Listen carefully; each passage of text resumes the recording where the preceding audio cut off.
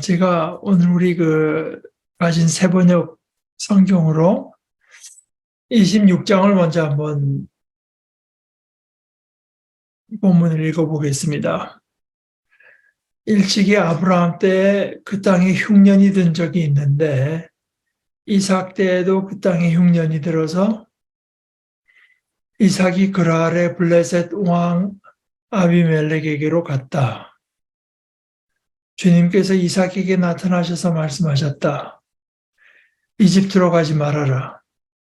내가 너에게 살라고 한 이 땅에서 살아라. 내가 이 땅에서 살아야 내가 너를 보살피고 너에게 복을 주겠다. 이 모든 땅을 내가 너와 너의 자손에게 주겠다. 내가 너의 아버지 아브라함에게 맹세한 약속을 이루어서 너의 자손이 하늘의 별처럼 많아지게 하고 그들에게 이 땅을 다 주겠다. 이 세상 모든 민족이 내 씨의 덕을 입어서 복을 받게 하겠다. 이것은 아브라함이 나의 말에 순종하고 나의 명령과 나의 계명과 나의 율례와 나의 법도를 잘 지켰기 때문이다. 그래서 이삭은 그랄에 그대로 머물러 있었다. 그곳 사람들이 이삭의 아내를 보고서 그에게 물었다. 그 여인이 누구요? 이삭이 대답하였다. 그는 나의 누이요. 이삭은 그는 나의 아내여 하고 말하기가 무서웠다. 이삭은 리브가가 예쁜 여자이므로 그곳 사람들이 리브가를 빼앗으려고 자기를 죽일지도 모른다고 생각하였기 때문이다. 이삭이 그곳에 자리를 잡고 산 지 꽤 오래된 어느 날 블레셋 왕 아비멜렉은 이삭이 그 아내 리브가를 애무하는 것을 우연히 창으로 보게 되었다. 아비멜렉은 이삭을 불러들여서 나무랐다. 그는 틀림없이 당신의 아내인데 어쩌려고 당신은 그를 누이라고 말하였소? 이삭이 대답하였다. 저 여자 때문에 제가 혹시 목숨을 잃을지도 모른다고 생각하였기 때문입니다. 아비멜렉이 말하였다. 어쩌려고 당신이 우리에게 이렇게 하였소? 하마터면 나의 백성 가운데서 누군가가 당신의 아내를 건드릴 뻔하지 않았소? 괜히 당신 때문에 우리가 죄인이 될 뻔하였소. 아비멜렉은 모든 백성에게 경고를 내렸다. 이 남자와 그 아내를 건드리는 사람은 사형을 받을 것이다. 이삭이 그 땅에서 농사를 지어서 그해 100배 수확을 거두어들였다. 주님께서 그에게 복을 주셨기 때문이다. 그는 부자가 되었다. 재산이 점점 늘어서 아주 부유하게 되었다. 그가 양떼와 소떼, 남종과 여종을 많이 거느리게 되니 블레셋 사람들이 그를 시기하기 시작하였다. 그래서 그들은 이삭의 아버지 아브라함 때 아브라함의 종들이 판 모든 우물을 막고 흙으로 메워버렸다. 아비멜렉이 이삭에게 말하였다. 우리에게서 떠나가시오. 이제 당신은 우리보다 훨씬 강하오. 이삭은 그곳을 떠나서 그랄 평원에다가 장막을 치고서 거기에 자리를 잡고 살았다. 이삭은 자기 아버지 아브라함 때 팠던 우물들을 다시 팠다. 이 우물들은 아브라함이 죽자 블레셋 사람들이 메워버린 것들이다. 이삭은 그 우물들을 그의 아버지 아브라함이 부르던 이름 그대로 불렀다. 이삭의 종들이 그랄 평원에서 우물을 파다가 물이 솟아나는 샘줄기를 찾아냈다. 샘이 터지는 바람에 그랄 지방 목자들이 그 샘줄기를 자기들의 것이라고 주장하면서 이삭의 목자들과 다투었다. 이삭을 두고서 다투었다고 해서 이삭은 이 우물을 에색이라고 불렀다. 이삭의 종들이 또 다른 우물을 팠는데 그랄 지방 목자들이 또 시비를 걸었다. 그래서 이삭은 그 우물 이름을 시드나라고 하였다. 이삭이 거기에서 옮겨서 또 다른 우물을 봤는데 그때에는 아무도 시비를 걸지 않았다. 그래서 그는 이제 주님께서 우리가 살 곳을 넓히셨으니 여기에서 우리가 번성하게 되었다고 하면서 그 우물 이름을 르호봇이라고 하였다. 이삭은 거기에서 브엘세바로 갔다. 그날 밤에 주님께서 그에게 나타나셔서 말씀하셨다. 나는 너희 아버지 아브라함을 보살펴준 하나님이다. 내가 너와 함께 있으니 두려워하지 말아라. 내가 나의 종 아브라함을 보아서 너에게 복을 주고 너의 자손의 수를 불어나게 하겠다. 이삭이 그곳에 제단을 쌓고 주님의 이름을 부르며 예배하였다. 그는 거기에 장막을 치고 그의 종들은 거기에서도 우물을 팠다. 아비멜렉이 친구 아우삭과 군사령관 비골을 데리고 그랄에서 이삭에게로 왔다. 이삭이 그들에게 물었다. 당신들이 나를 미워하여 이렇게 쫓아내고서 무슨 일로 나에게 왔습니까? 그들이 대답하였다. 우리는 주님께서 당신과 함께 계심을 똑똑히 보았습니다. 그래서 우리는 우리와 당신 사이에 평화조약을 맺어야 하겠다고 생각합니다. 이제 우리와 당신 사이에 언약을 맺읍시다. 우리가 당신을 건드리지 않고 당신을 잘 대하여 당신을 평안히 가게 한 것처럼 당신도 우리를 해롭게 하지 마십시오. 당신은 분명히 주님께 복을 받은 사람입니다. 이삭은 그들을 맞아서 잔치를 베풀고 그들과 함께 먹고 마셨다. 그들은 다음 날 아침에 일찍 일어나서 서로 맹세하였으며 그런 다음에 이삭이 그들을 보내니 그들이 평안한 마음으로 돌아갔다. 그날 이삭의 종들이 와서 그들이 판 우물에서 물이 터져나왔다고 보고하였다. 이삭이 그 우물을 세바라고 부르니 사람들은 오늘날까지 그 우물이 있는 성읍을 브엘세바라고 한다. 에서는 40살이 되는 해에 햇사람 브에리의 딸 유딧과 햇사람 엘론의 딸 비스맛을 아내로 맞았다. 이 두 여자가 나중에 이삭과 리브가의 근심거리가 된다. 성경에 이 이삭 이야기는 뭐 그렇게 길고 자세하게 나오지 않습니다. 근데 오히려 오늘 이야기의 맨 끝에도 이제 에서의 얘기가 나오지만 우리가 전 시간에 본 그 25장 맨 끝에 이제 보면은 야곱이 만든 그 팥죽, 렌틸 숲일 텐데 빨간색이라 에서가 뭐 배고파 죽겠다 그러면서 그거 빨간 거 나 좀 먹어야 되겠다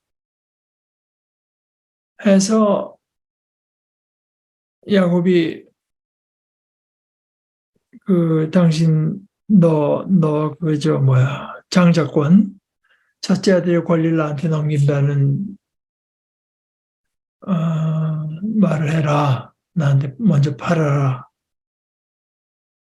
그러니까 이제 33절에 보면은 에서가 야곱에게 맏아들의 권리를 판다고 맹세했습니다. 그 34절이 재밌는데 34절이 우리말로도 나타나는 있는데 그게 실감이 안 나죠. 야곱이 빵과 팥죽 얼마를 에서에게 주니 에서의 행동이 에서가 먹고 마시고 일어나서 나갔다. 우리 개역성경으로도 에서가 먹으며 마시고 일어나 갔으니 이렇게 이제 돼 있고 그 히브리어 원문 그대로입니다. 그리고 그는 먹었고, 그리고 그는 마셨고, 그리고 그는 일어났고, 그리고 그는 걸어갔다.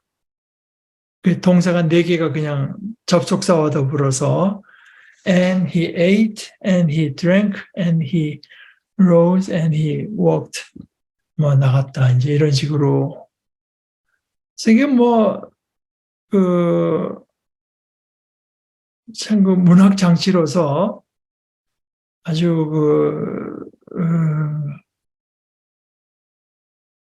그 동사 네 가지를 이렇게 열거해서 써가지고 에서가 장자권을 얼마나 그 장자권이 에서의 안중이 없었는가, 에서의 마음에 비중이 없었는가. 그러니까 어떻게 보면 좀 생각 없는 그 행동이라고 하는 게 아주 재미있게 드러나 있습니다. 이게 이제 이것처럼 분명하지는 않지만 저 앞에 22장 10절에서 아브라함이 이삭을 눕혀놓고 할 때도 이제 그 동작이 그래요. 아브라함이 그의 손을 뻗어서 그의 아들을 죽이려고 칼을 잡았다. 뭐 이제 이런 식의 그 아주 참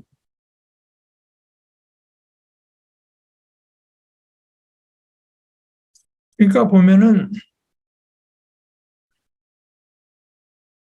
히브리 말로 이제 구약 성경에 써 있는데 히브리 말의 특징은 동사가 굉장히 발달해 있는 예, 말이면서 형용사가 별로 없어요. 제가 형용사가 아주 약합니다. 그러니까 제가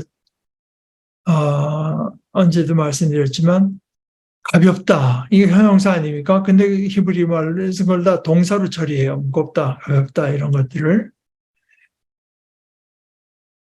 어, 그런데 이게 좀 우리한테 그 설교학 가르치던 그 교수의 주장도 그렇고요. 좋은 이야기를 잘하는 방식은 이래야 된다는 겁니다. 형용사를 많이 쓰면 뭐 그런 경건한 사람이고 뭐 독실한 사람이고 그게 아니거든요. 오늘 그 26장에도 나오지만 잘 동작이나 이런 거를 잘 묘사를 할 때 그 이야기를 듣는 쪽에서 그 사람은 정말 참 경건하구나 하는 게 나와야죠.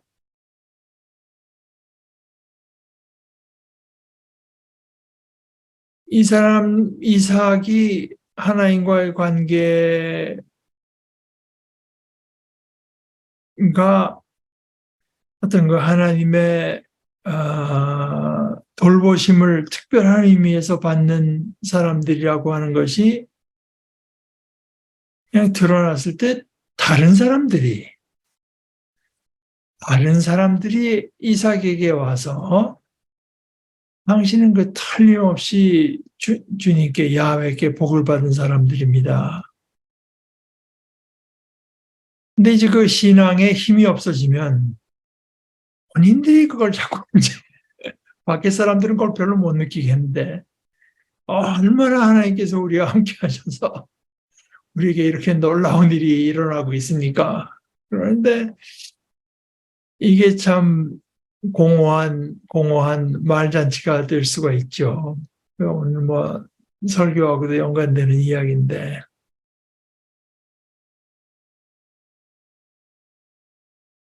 지금 모세가 백성들 읽고 출애굽했을 때 그 장인에게도 뭐다 얘기하니까 장인이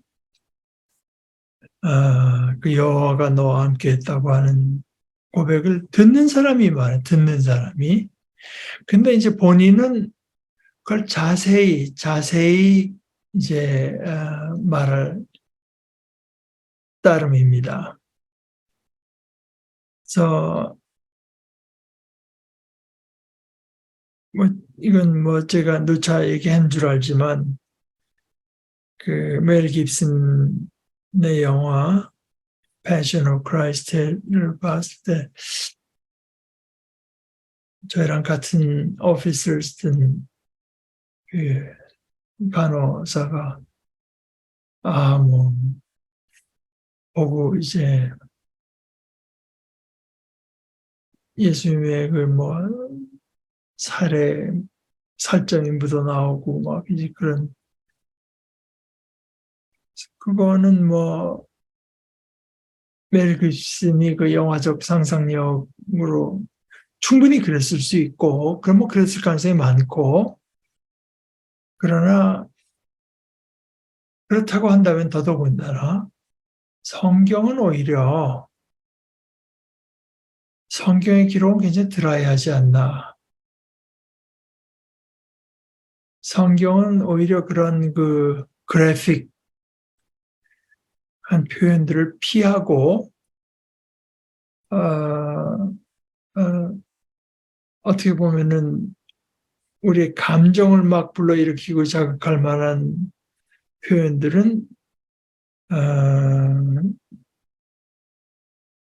성경은 오히려 이제 절제라고 거진 피했다고 봐도 좋을 정도로 어, 기록되어 있지 않냐 했더니 그것만 해도 참 그렇다. 뭐 이제 그런 얘기를 하시는데요. 아, 이 스토리를 이게 이 창세기 같은 내가 특별히 이게 참 그 원어를 배워서 하나하나 이렇게 보면은 이야기로서 참 그 재밌게 썼습니다. 근데 아, 스토리텔링이라고 그 이야기를 이제 아, 얼마나 실감나게 하는 거예요. 신약 성경에서 스토리텔링을 제일 거기 스토리 이야기를 아주 제일 실감나게 잘하는 사람 누가죠? 누가. 마태, 마가, 누가, 요한복음에서 누가가 이제 보게 되면은 그 동작 묘사도 이렇게 하고, 근데 뭐 그런데 하여간 아, 저희들도 그렇게 해야 된다는 교육은 받았는데 제가 그게 잘 안 됩니다. 그러니까 설교할 때 자꾸 이렇게 그 형용사를 많이 쓰고 뭐 추상적인 말을 하지 말고 눈으로 볼 수 있는 거, 손으로 만질 수 있는 거, 이제 이런 것으로 이제 표현하는 것이 좋다. 아, 이삭도 오늘 이삭의 이야기도 그래요. 그래서 어, 일, 그 이삭의 얘기가 그렇게 길지 않고 어떻게 보면은 아브라함의 하나님, 이삭의 하나님, 야곱의 하나님이라고 하지만 그 중에 제일 짧게 이제 기록이 되어 있는 게 이삭인데 어떻게 생각하면 참 인생으로서는 이게 우리가 바라는 인생일지도 모르죠. 뭐 얘기거리가 많은 인생이 뭐 이렇게 좋겠습니까? 이제 별로 이게 적을 그 평탄한 삶을 살면 더 좋죠. 사실 어떻게 보면은 그러니까 특히 그 야곱의 경우 보게 되면은 그 뭐 삶에 굴곡이 많고 그래서 나중에 이제 요셉이 불러서 이집트로 갔을 때 바로 앞에 섰을 때도 음, 험악한 세월을 보내었나이다 이렇게 말을 하죠. 그러니까 이게 보면은 아브라함처럼 이야기거리가 많은 삶, 또 야곱과 같은 의미에서의 굴곡진 삶, 그래도 이삭과 같이 비교적 그 뭐 사실 평온하다고만 할 수 없겠죠. 아버지가 데리고 올라가서 어, 자기를 희생제물로 잡을 뻔한 평생을 갈 어떤 트라우마를 겪었다고도 할 수 있는데, 그러나 뭐 크게 봐서는 이제 얘기거리가 별로 없는 이런 삶,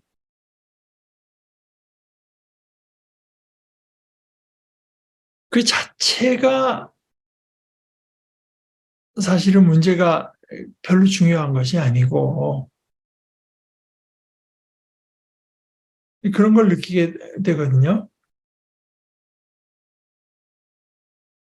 그 삶 가운데 하나님의 어떤 구원의 뜻, 복된 뜻이 어떻게 이루어져 갔는가. 이게 이제 초점입니다. 뭐 다를 수도 있고, 이삭의 삶은 오늘 기록된 거 봐도 아브라함의 삶과 굉장히 비슷한 데가 있고요. 뭐 흉년이 들어서 애굽으로 가려다가 하나님께서 이 땅에 있어라.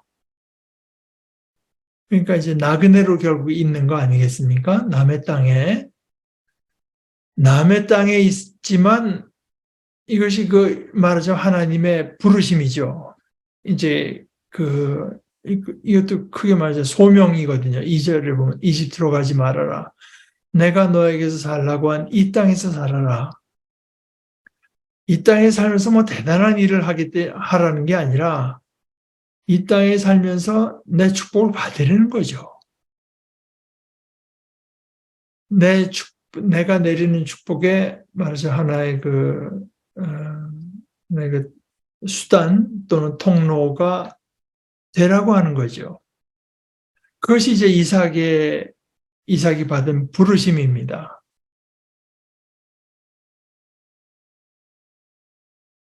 그러니까 하나님께서 어떤 사람을 들어서 무슨 얼마나 큰 일을 하고 중요한 일을 하고 한 그것보다 더 중요한 것은 그리고 그것이 이제 우리 인생의 주제가 아니고요. 인생의 주제라고 하는 것은 이제 오히려 하나님께서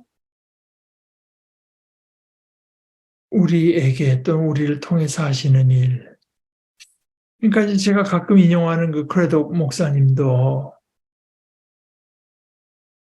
주로 신학생들을 대상으로 말을 하니까 신학생 또는 목사 또는 설교자들은 자꾸 이 성경을 갖고 이걸 어떻게 설교를 만들까? 이 성경을 어떻게 다룰까? 그건 잘못된 거 아니냐. 하나님이 너와 너의 그룹,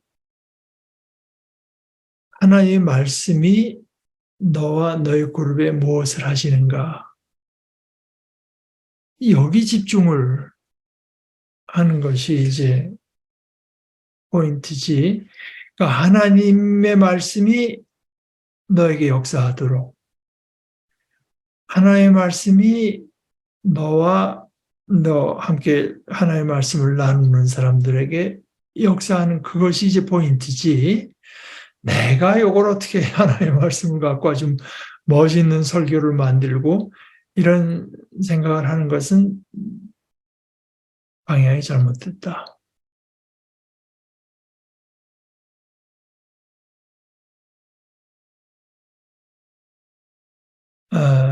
이 방향의 전환이라고 하는 게 참 중요하다고 생각합니다. 뭐 여러분과 이미 나눈 이야기입니다만은 돌아가신 박창호 목사님 아버님이 순교당한 이야기를 이제 그때 아마 새롭게 하소서 방송이었던 것 같아요. 박창호 목사님이 이제 그 아들로서 그 아버지를 굉장히 존경하는 분이었는데 아들로서 하나님이 우리 아버지의 피가 필요하셔서 이 그런 어떤 생각의 전환입니다. 또 신약 성경에 볼 것 같으면은 이제 바울 사도가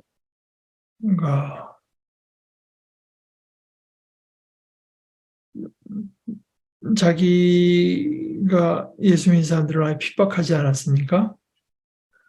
자기는 죄인의 괴수다. 그러니까 모든 사도들보다 가운데서 가장 작은 자, 그러니까 최상급인데요. 보다 더 작은 자인 나. 최상급에다 이제 비교급을 더했어요. 인 나에게 이런 큰 은혜를 주셨으니 이게 얼마나 놀랍고 감사하냐가 아니라 이렇게 놀랍고 큰 은혜를 주신 이유는 이게 이제 하나님의 관점에서 보는 거거든요. 자기가 어떤 그런 말할 수 없는 은혜를 입은 거는 물론 사실이지만 발상을 좀 바꾸는 거죠. 아, 그 하나님의 지혜와 자비로우심을 그렇게 해야 이제 더 분명히 드러낼 수 있기 때문이다.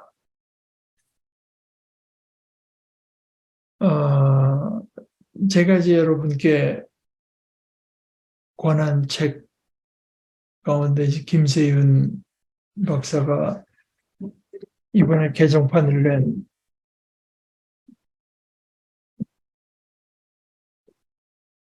예, 구원이란 무엇인가 하는 책인데요. 구원이란 무엇인가. 이게 이제 구원이란 무엇인가 하는 책이 여러 해 전에 나와서 굉장히 여러 사람들이 많이 보고 공부를 했죠. 그런데 이제 이 자기가 개정 증보판을 내면서 거의 머릿말에 이렇게 썼어요. 그래서 자기가 그 전에 45년 전에 했던 강의가 좀 많이 부족했다는 것을 깨달아서 이곳저곳에서 내용을 좀 더 보충하려고 노력했는데 특별히 제가 지난 20년 동안 새롭게 터득하여 온 사도 바울의 칭의 구원론, 의롭다고 칭한 거와 연관된 구원론입니다. 그러니까 칭의 구원론이라고 했을 때, 그 이름 그렇게 붙였을 때는 그것을 전통적인 인간 중심적 구원론적 관점.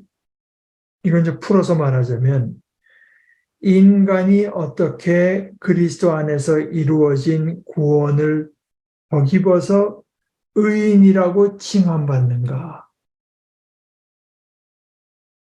에서만 해석한 것이 아니고, 그것은 물론 굉장히 중요하고 필요한 과정. 근데 그것만이 아니고 보다 그것만 아니뿐 아니라 그보다 더 중요해. 보다 근본적인 하나님 중심적, 신 중심적 기독론적 관점. 그러니까 자기가 먼저 책에서 이제 주로 힘을 기울였었던 것은 인간 중심적 구원론의 관점이었고, 여기서 조금 더 자기가 분명히 드러내고자 한 것은, 왜냐하면 자기가 지난 20년간 성경을 연구하면서 좀 더 보게 된 것은 그것보다 더 근본적인 신중심적인, 그리고 구원론적 관점보다 기독론, 그리스도에 관한 기독론적인 관점.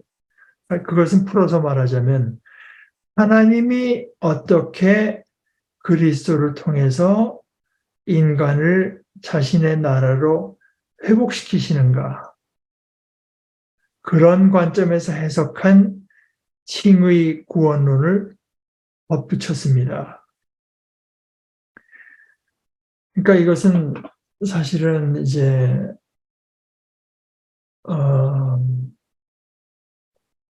하나의 그 관점의 전환이라고 할 수가, 그러니까 무게 중심을 조금 더 옮긴 거라고 할 수가 있는데요. 전에도 뭐 그런 생각이 없었던 건 아니겠죠. 그러나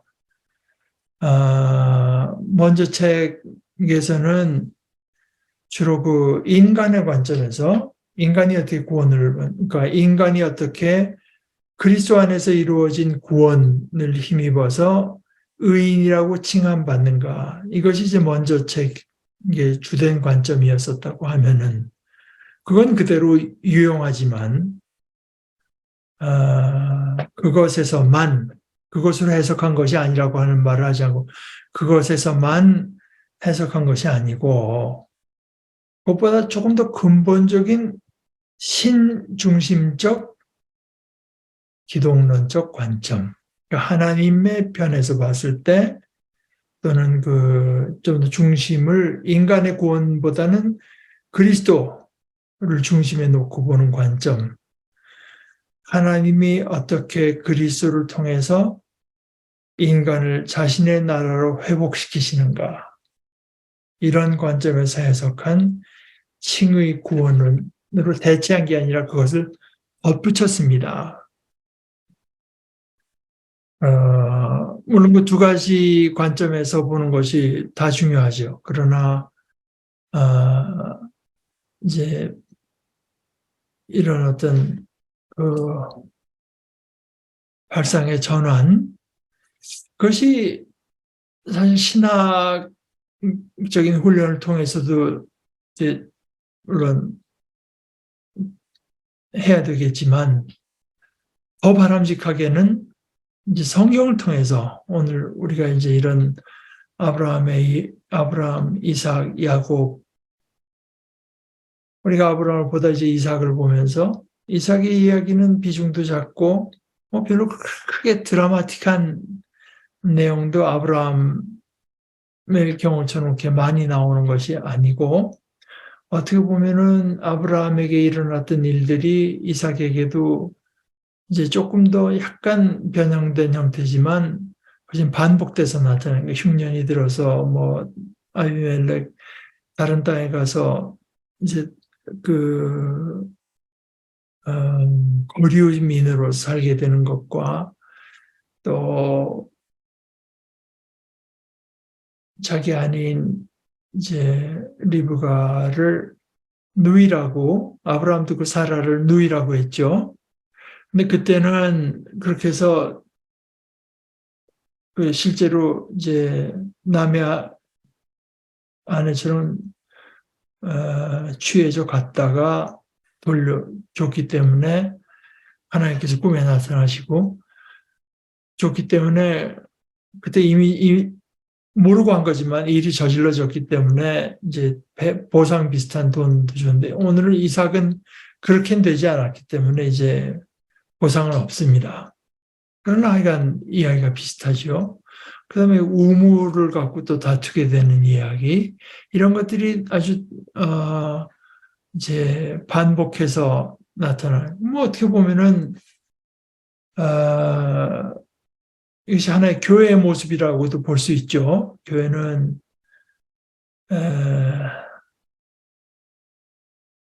그러니까 그 신학자 이름이 앤더슨이었을 건데 그가 이제 그렇게 교회는 apart from 이 세상으로부터 이렇게 동떨어져서 존재하지 않지만 그러나 a part of 이 세상의 한 부분도 아니다. 이 세상과 동떨어져 지내는 것이 아니지만 이 세상의 한 부분이 아니다. 그러니까 하나님께서는 하나님께서 명하신 그곳에서 살라고 하는 하나의 그 소명, 부르심을 이제 주시면서 그러나 그 땅의 어떤 살아가는 방식에 흡수되는 걸 원치 않으시고 오히려 특별한 의미에서 복을 주시고 그를 통해서 그를 부분으로 품은 것 같은 그 세력들이 오히려 이제 복을 받게 돼. 그것이 오늘 본문에 이제 나타나지 않습니까? 오늘 본문은 사실은 하나님께서 처음에 아브라함을 부르실 때 12장 3절에서도 그랬고, 오늘 또 26장 4절에서도 반복이 되지만, 이 세상 모든 민족이 내 씨의 덕을 입어서 복을 받게 하겠다. 복. 이제 그런 것이 이게 어떻게 이루어지는가? 실제로 하나님께서 아브라함을 불러내실 때는 아무런 보장이 없이 저 말씀만 있었다고 봐도 되지만 그러나 이제 다시 말씀을 다시 주시면서 이제는 하나님께서 주신 복이 다른 사람들의 눈에 띄고 이 거류민으로 있지만 오히려 당신이 우리보다 더 세력이 강하오 하는 이제 그런 이야기.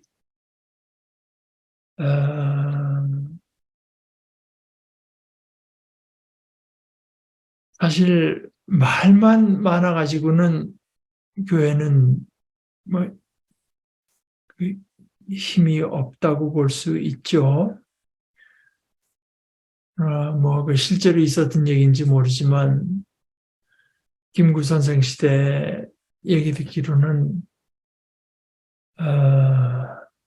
파출소인지 뭐 10개 세우는 것보다 교회 하나 세우는 것이 더 낫다.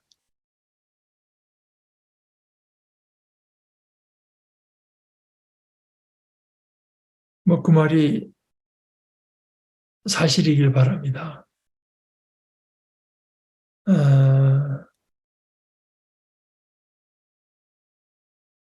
교회가 뭐 아무런 힘이 있습니까? 복음을 서로 나누고 주고받는 것뿐이지만 여기서 그 사람들의 눈에 띈 것, 가시오로 눈에 띈 것은 재산이나 이런 것뿐일지 모르죠. 그러나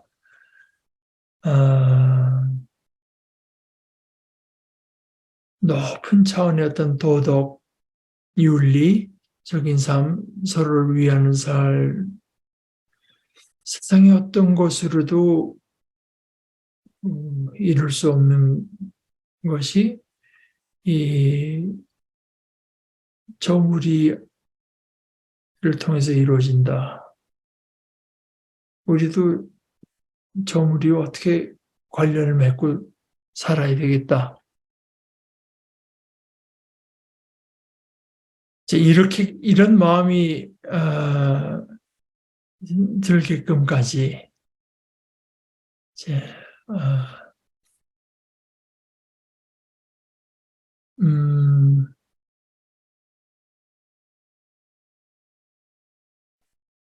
그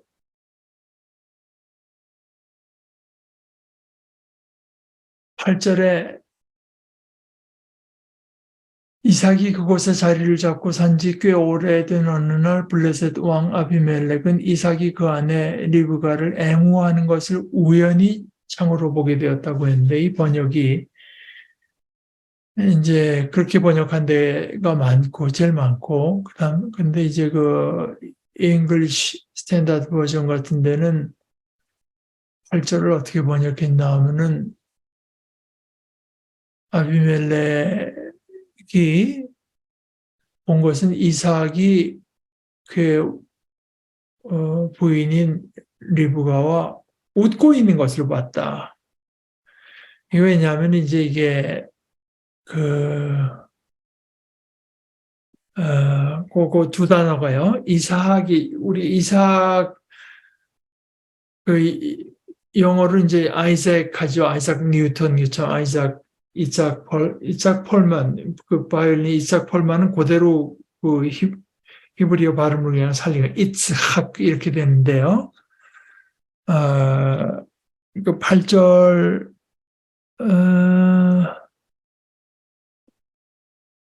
이츠학 무자헥 그러니까 그 뒤에 그 나오는 그 웃는다, 애무한다, 뭐 요것이 짝해서 앞에 그 이삭 자하기거든요. 이츠하기. 그러니까 그 두 단어를 붙이면 이츠하기, 이츠학, 무자헥 이렇게 돼서 같은 이제 단어를 가지고 했기 때문에 거기 영어로 말 워드 플레이 말을 가지고 이제 플레이하는 것이 나옵니다. 그래서 이제 그거 이삭이라는 이름이 그 뭐 웃는다는 것과 연관돼 있으니까 그걸 웃는다고도 번역했는데 결국 이제 이것은 아마 성적인 행위를 하는 것을 이제 보게 됐던 것 같아요. 그래서 그러나 여기서 이제 긴장도 좀 덜하죠. 아브라함의 이야기보다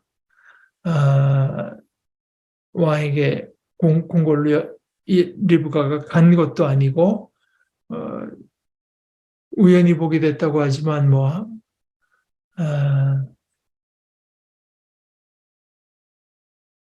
그것은 번역이고 그 개역 성경에는 이삭이 그 아내 리브가를 껴안은 것을 블레셋 왕 아비멜렉이 창으로 내다본지라. 그러니까 그 우연이라는 말은 우리 새 번역에 이제 좀 첨가한 말이라고 볼 수 있습니다.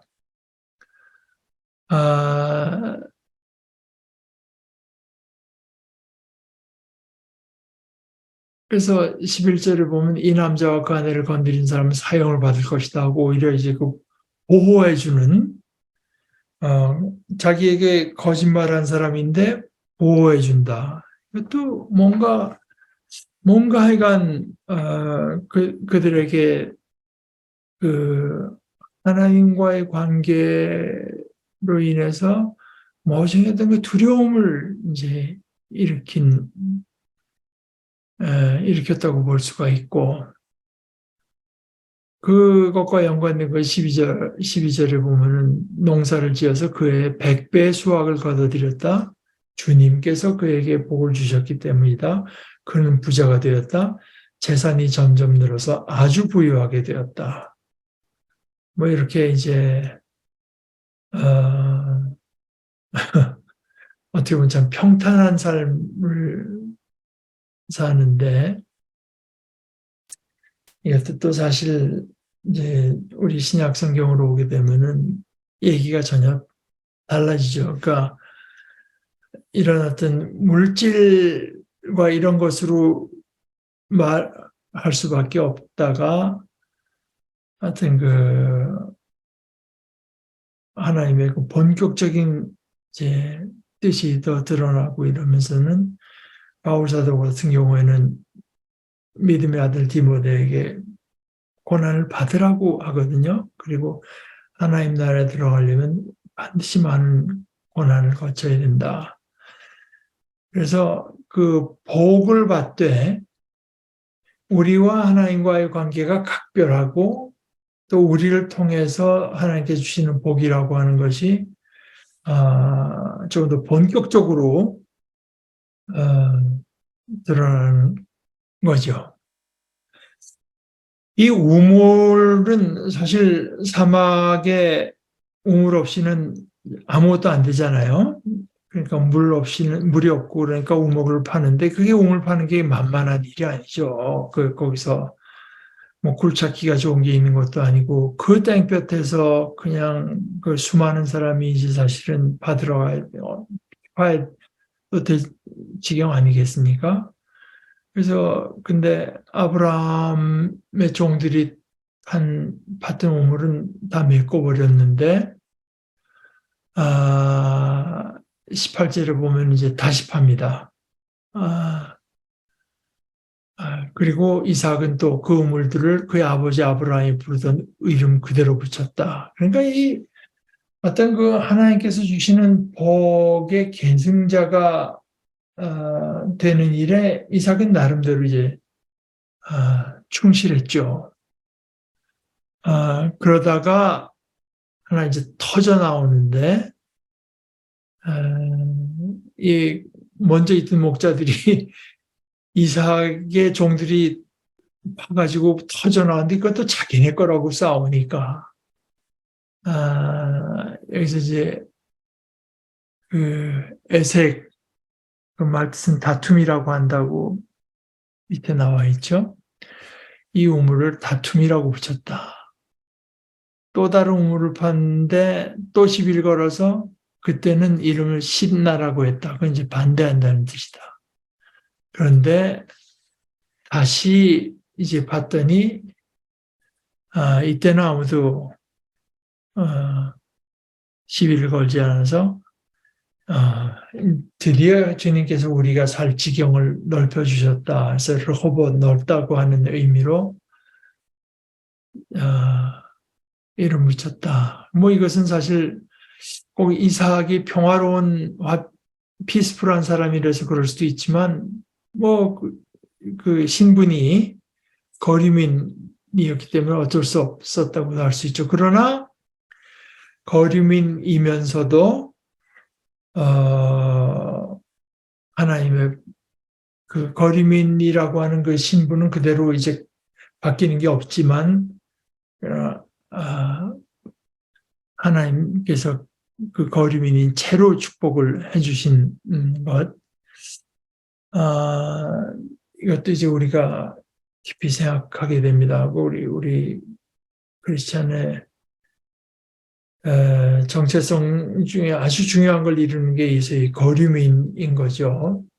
그거는 언제 한번 우리가 좀 더 본격적으로 좀 나눠봤으면 좋겠어요. 그게 상당히 중요한 주제니까요.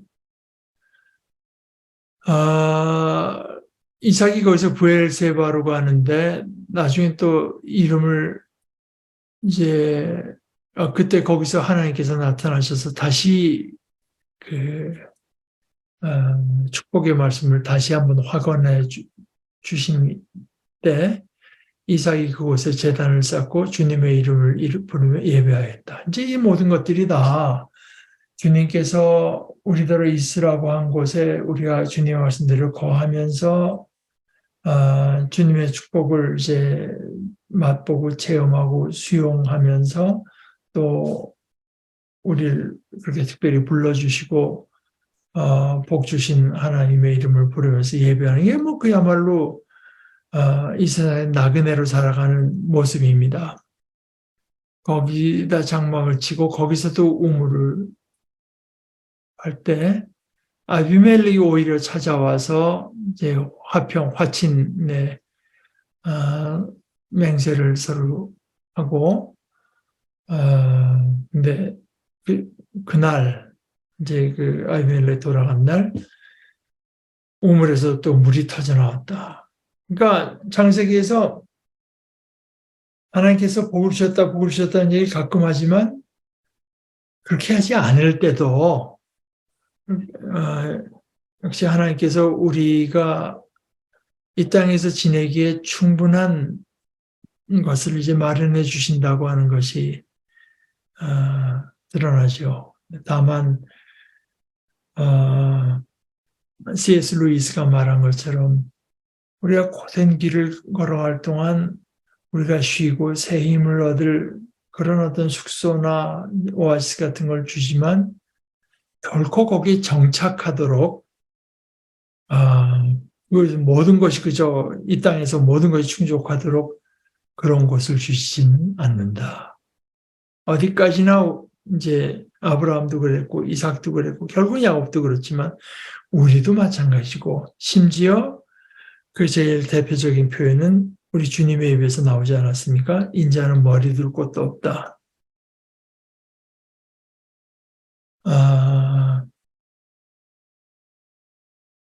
그것이 우리 크리스찬의 살아가는 존재하는 모습이라고 할 수 있죠. 이삭이 그 우물을 세바라고 부르니 사람들은 오늘 그 우물이 있는 성읍을 브엘세바라고 한다. 그것은 이제 아브라함이건 이삭이건 마지막에 그 브엘세바 우물에서 이제 마치게 되는데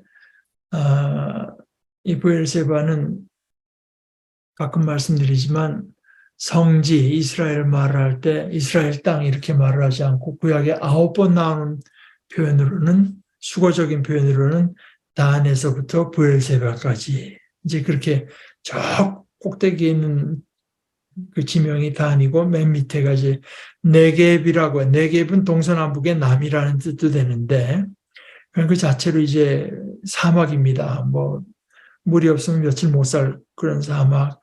거기 이제 브엘세바 거기까지가 이제 공식적인 우리말로 백두에서 한라까지 하는 식으로 이스라엘 땅을 말하는 하나의 그 수거적인 표현이라고 할 수 있는데 참고적으로 1차 세계대전이 끝나고 나서 그때 이제 전 세계 말하자면 거진 패권 국가로 군림하던 영국이 여기 팔레스타인 지역에다가 위임 통치령이라고 하는 것을 세울 때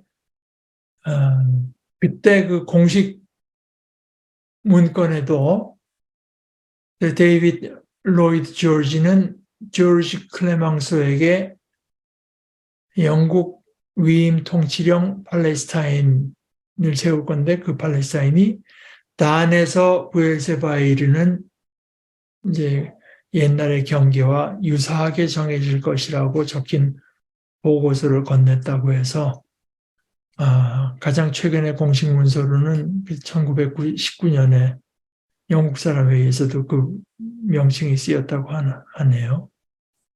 그러니까 오늘 이제 그 정도 보시고 이제 다음 주에는 그 또 성경에 다시 유명한 장면, 아버지 이삭에게 이제 에서와 야곱이 음식을 해다 바치면서 야곱이 본격적으로 속이는 이야기를 우리 같이 나눠보도록 하십시다. 자, 오늘 시간이 많이 갔는데 우리 예배하고 뭐 얼마 쉴 시간이 없이 예배로 들어가야 될 것 같습니다. 같이 기도하십시다. 하나님 아버지, 저희들 내 삶이 보잘것 없고 짧디 짧은 것 같아도 하나님께서는 그 저희들의 삶을 가지시고 그 삶을 통해서 또 그 삶에다가 영원한 축복과 소망을 허락하신 것을 감사합니다. 하나님께서 하나님의 일을 하나님의 언약대로 이루시는 줄 믿고 저희들은 저희들과 함께 계시는 하나님을 의지하면서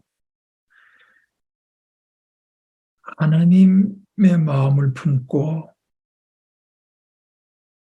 저희들과 이 땅에서 일어나는 일들을 보고 이해하고 받아들일 수 있는 믿음과 지혜를 허락하여 주시옵소서. 예수님의 이름으로 기도합니다. 아멘.